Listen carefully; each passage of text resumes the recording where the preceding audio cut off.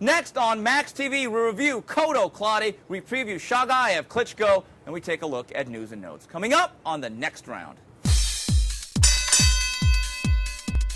And welcome to the next round. Steve Kim joined as always by Gabriel Montoya, a jam-packed show. We begin round number one from the famed Madison Square Garden in New York for the WBO Welterweight Championship of the World, and still the champion is Miguel Cotto, moving to 34-1 with a somewhat controversial split decision in 12 over Joshua Clottey, who drops to 35-3. Your scores: 116-111, 115-112, and one dissenting vote of 114-113 for Clottey.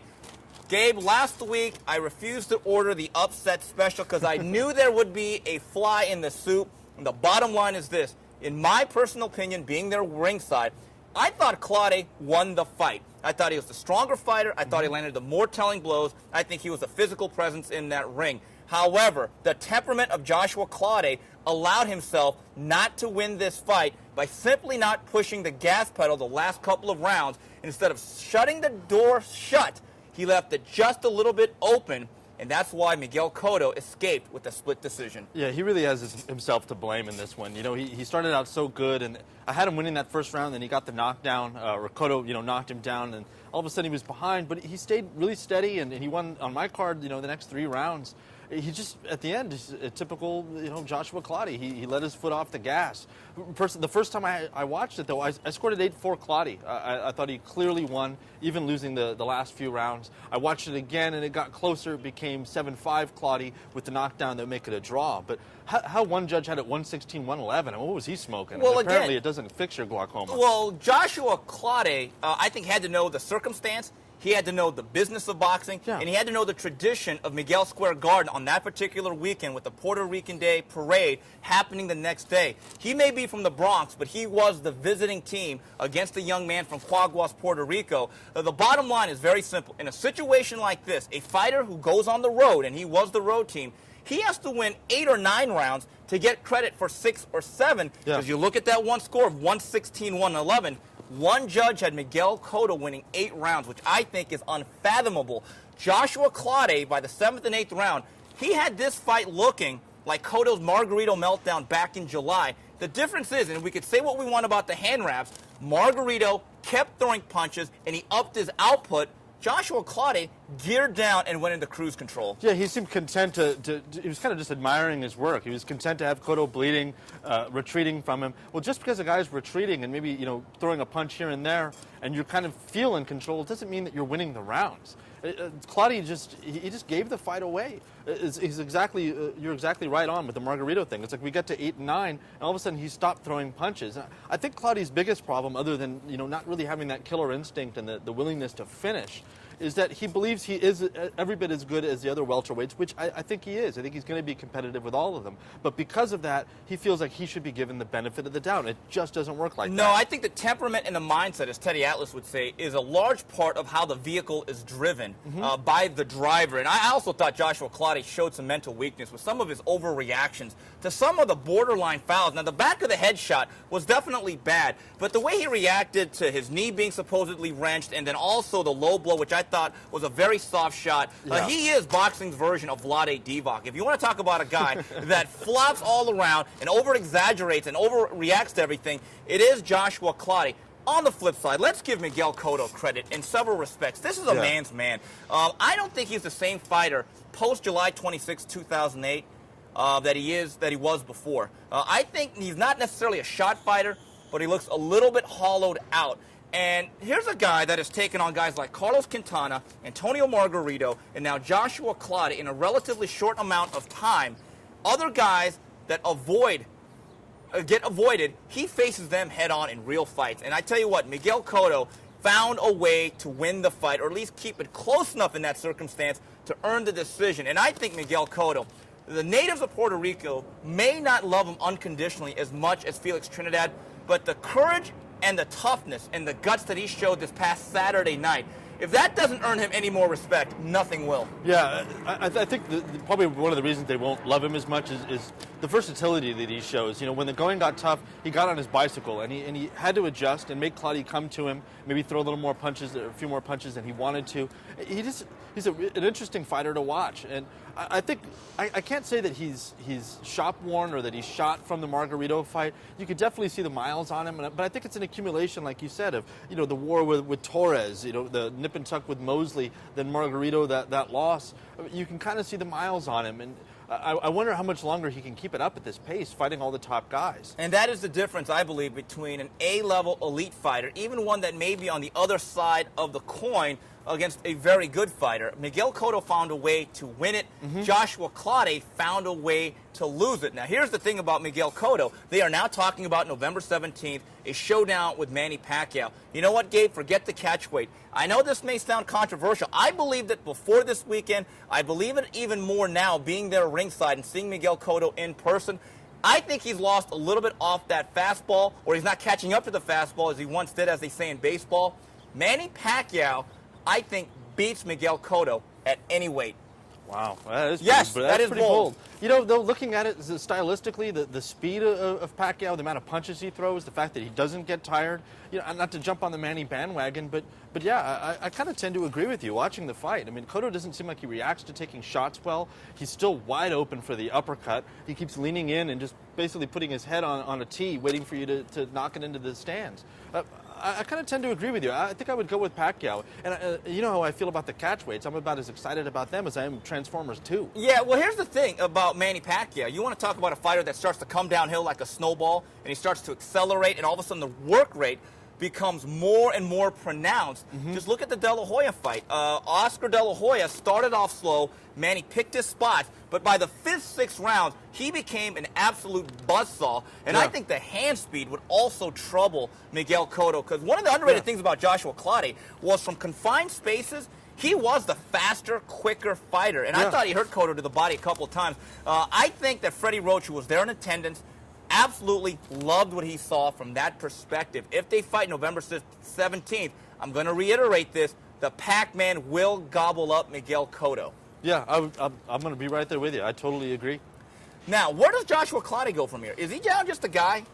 I don't think he's just a guy. I think the problem is that he looked too good. I think most people will know that he can't finish, and maybe, this will cause him to step it up late, but who really would want to fight him? He's not the biggest draw. He's stylistically a nightmare of a matchup. He's got a tough defense. I mean, Shane Mosley, he's not looking for a fight with him. Paul Williams, that's the most avoided man in the welterweights and beyond.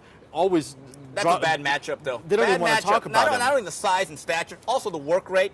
The thing that's really bad for Joshua Clottey was this is his one chance to have a lottery ticket. Yeah. And he had the lottery ticket punched, the Powerball numbers matched. Going on the way to 7-Eleven to redeem the ticket, he tripped and fell, and the ticket fell in the sewer. Yeah. And it was basically his fault. He's a guy that I think will be good enough to get back on HBO. The one fight I would like to see, and I think is a good matchup, and I think it is sellable to a certain degree, I'd like to see Andre Berto, Joshua Clottey. We've been looking for a Berto step-up fight. Yeah. I don't know if Lou DiBella or Al Heyman want to do it. But you give me Berto versus Clottey, and Berto gets past this hurdle, I think that legitimizes him as an elite welterweight. Yeah, I would say that's the perfect matchup for Berto. One, I don't think they'd want to do it, and two, I think it could be a really ugly fight. I think once Berto realized he's going to either have to stand and trade, try to break through that shell defense, I don't think he would do it, and I think he would hit and run all night. Now, as for Miguel Cotto, we don't know what he's going to do if they can make the Pacquiao fight. There's still issues with the weight. If I'm Freddie Roach, I don't care if that fight's at 147 or not, but I think this much is clear. As a boxing fan, you take a look at the fighters he has fought the last 4 or 5 years, the type of action he's provided, the type of guts he provides, and the type of skill that he shows, and the fan following he brings. I think as boxing fans and boxing observers, you have to appreciate Miguel Cotto. Yeah, and I think putting him with Manny Pacquiao, there's few fights that are even bigger than this. You got two guys with huge followings, two islands just going to war. I love the fight. It's all action. I can't wait to see it. I want to see it at 147, though. I think that Cotto and Mosley both have earned the right to weigh at 147. And Pacquiao, if he wants to be a welterweight, he's got to not do the catchweight thing. You want to invade a division and take it over, then do so. So there you have it. That's round number 1 of the next round. We come back, re-preview Klitschko, Shaygaev. And round number 2 of the next round, Steve Kim, Gabriel Montoya talking boxing. There is a heavyweight title fight this week on ESPN Classic from Germany for the IBF and WBO heavyweight titles of the world. Vladimir Klitschko takes on Ruslan Shaygaev. David Haye will not show up for various reasons. Here's what I think, though. stylistically, this fight is not as exciting, but from a true heavyweight division perspective, in terms of accomplishments, I think this is the best fight from that perspective you can make. Yeah, I think this is probably the most important heavyweight fight since Lennox Lewis fought Vitaly Klitschko back in the day. Like, what was that, the 2002, Yeah, 2003? Yeah, it's a hell of a matchup. I think stylistically it brings a lot of problems for both guys.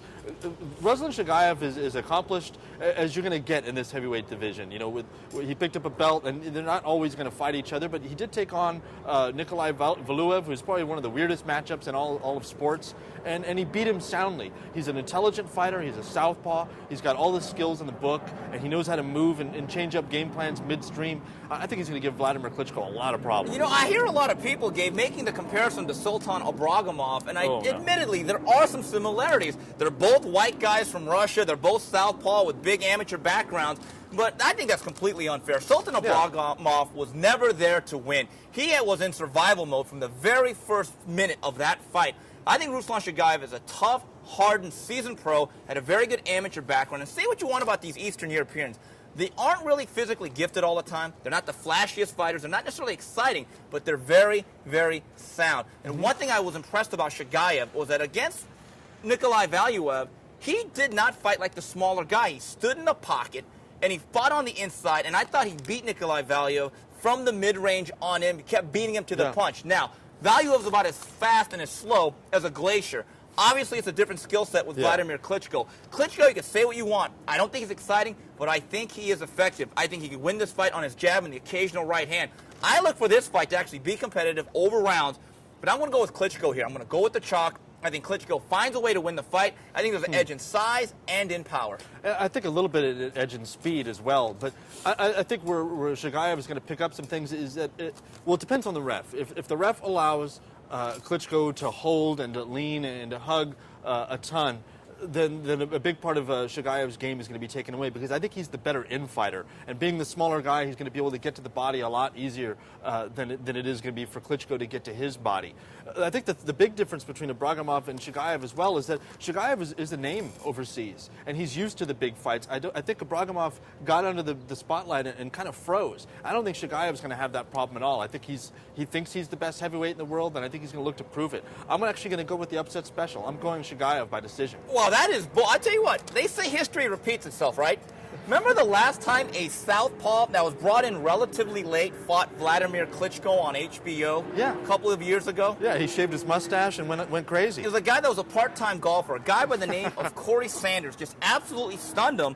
And maybe history repeats itself because Shaygaev is a southpaw. And the one thing that Klitschko did not handle well on that particular night was the big straight left of Corey Sanders. Now, I think Corey Sanders is a better, harder, natural puncher than Shaygaev, but he's also not as committed. He was not in great physical shape ever, and I don't think he's as technically sound. I think Shaygaev makes a fight of this, but I just think that Klitschko finds a way to win. And I do think, give Klitschko credit. He could have easily postponed this date and not taken on a guy like Shaygaev. I think this is his most meaningful win in at least a year or two. Oh, absolutely. I mean, it's an even fight in a lot of ways. I think maybe 55-45 in favor of Klitschko. I think an interesting factor here is the big change to Manny Stewart over the past years. And one of the guys that Klitschko has been sparring with is Andy Lee, who is, albeit a middleweight, he's a tall middleweight, but Klitschko's been working with him for years, and he's a southpaw. And I'm curious to see if there's been any sort of change at all. Irony of ironies. Let's say Klitschko-Shaygaev ends up being, if not an entertaining fight, an intriguing one. How do you feel for HBO that you spent all this money the last couple of years on this absolute dreck? Tony Thompson, Has-Been Rahman, Blind Layman Brewster, Ray Austin, which is, I think, the most egregious. And all of a sudden you pull back because you're running out of money for the rest of the year. And then ESPN Classic comes out of nowhere and scoops it like a vulture. And they get the one Klitschko fight that's worth showing. That would be the irony of ironies. Yeah, you get what you pay for. That's what I say. Or sometimes you don't get what you pay for. We come back. We wrap it up with news and notes. Moving on with news and notes. Big story out of Las Vegas. The fight is postponed. July 18th, there will be no fight between Floyd Mayweather and Juan Manuel Marquez, as a press release put out by Golden Boy says he has suffered a rib injury, did Money Mayweather. I got to tell you one thing right now. I'm not Oliver Stone. I'm not a conspiracy theorist. But guess what? I don't believe that for 1 minute. This is what I'm being told by sources, and I've heard about this for a couple of weeks. the tickets were not selling. Couple of things here, and I felt as though something like this might happen. And it proves a couple of theories.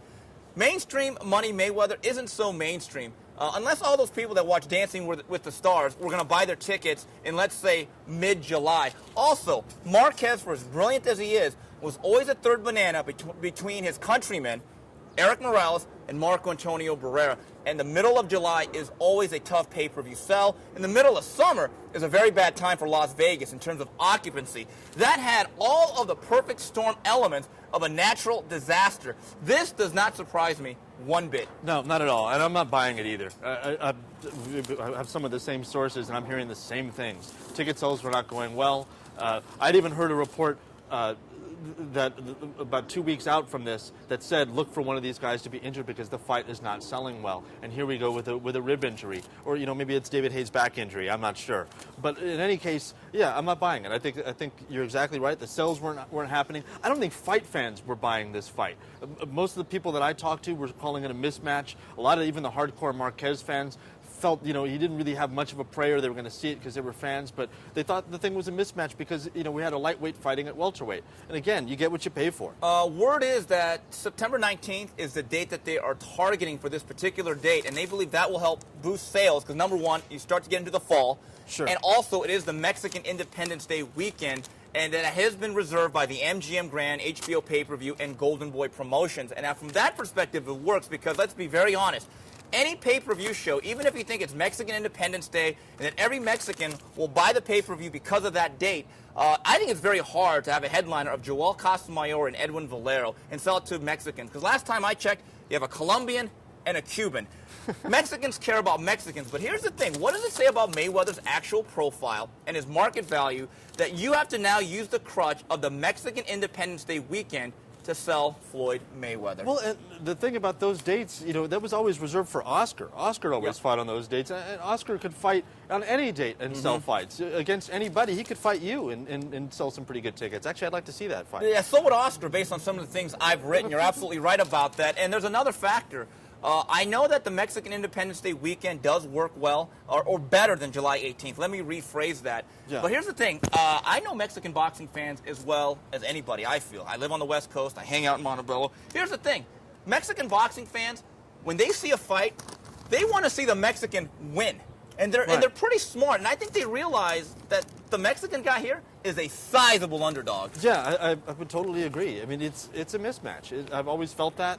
The welterweight linear champion came back and he picked the best lightweight in the world to fight, and it just never really had any heat. I do wonder, we think back to the Mayorga Vargas fight that got canceled, and then immediately they sold a bunch of tickets and because they had a little more time to promote it and build it up, and maybe that can salvage this thing. But this idea that Floyd Mayweather is mainstream, I mean, come on, he did Dancing with the Stars, he did a commercial, and then he was on WWE. I mean, that's like the blue light special of celebrity. That's not like he had a blockbuster film or something and crossed over. Gabe, I have a theory about boxers, what I call the Carlos Palomino theory, a guy that retired early because he thought he could be an actor because he got a couple of gigs during his days as a welterweight champion.